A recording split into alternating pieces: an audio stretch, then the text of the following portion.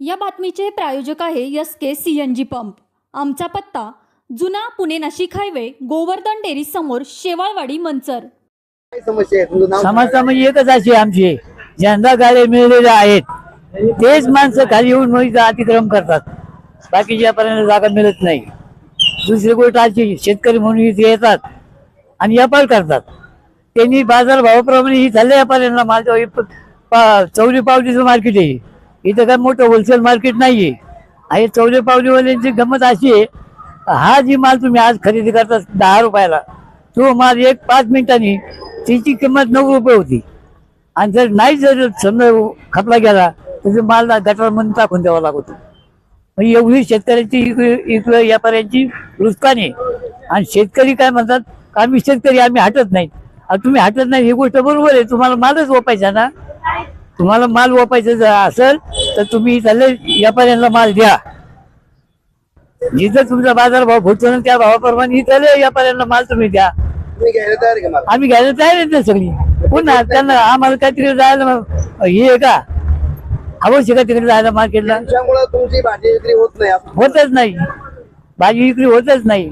एवढे रिकामी रिकामी पाहिजे, सगळे असे हवा खात बसलेली तिकडे बाहेर लाईन लागल्यामुळं।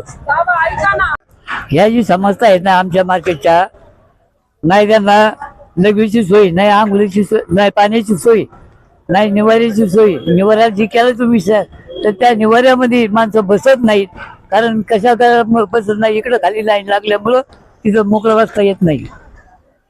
खाली रस्त्यावर हा, रस्त्यावर बसतात ना लोक, आमच्याकडे कोणी येतच नाही। अशी गाडी पडतात मोकळा। आम्ही पहिले सांगितलं, 4 वेळा गेलो आम्ही, त्यांनी सांगितलं 2 माणसं आम्ही पाठवून देतो तुम्हाला। एका दिवस आमच्याकडे 2 माणसं आलेली नाही। दुपारी 2 वाजेपर्यंत माणूस पाठवतो बोलले होते। हा, 4 वाजेपर्यंत असं 2 वेळा सांगितलं त्यांना। दोन्ही वेळा त्यांनी तेच सांगितलं का 4 वाजता आम्ही माणसं पाठवतो, आले नाही, कोणी आलेलं नाही।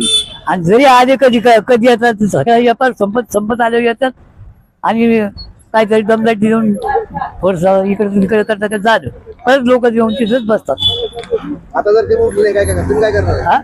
आता आम्ही एकच करणार की सगळं आंदोलन करणार, मग सगळं मार्केट बंद करून टाकणार, एक कोणा बसून देणार नाही। मग आम्ही इथं कोण मारामाऱ्या करायला मोकळा आहे का? इथं कोणा जर बोलायचं ज्याला त्याला राग येतो, येतो शाकाहारी येतो, आंबे तुंबे होतं, काय कोण काय कोणाला हे करणार? मारामारी करायचं का, दंगली करायचं का? नाव काय तुमचं? बापूराव विठोबा म्हस्के। किती वर्ष करता व्यापारी? मी तुम्ही जवळजवळ 15 वर्षी तेव्हापासून व्यापार आहे आपला। पण या असं व्यापार आमचा हवेवरचा व्यापार, कधी रस्त्याला तर कधी आत, तर कधी बाहेर, तर कधी वर, तर कधी खाली। हा, कुठं आहे का जागा कोणाला? आता जागा मिळाली तर दुसरे बसले। जागा त्यांनी एकच करावं, त्यांनी स्वतः येऊन जागा सगळ्यांना मोजून द्यावं, सगळ्या व्यापाऱ्यांना बसवा, मग तुम्ही सोल करावं काय करायचं असेल ते। आमच्या लय मागणी आहेत, पण त्याला काय करायचं इलाज नाही।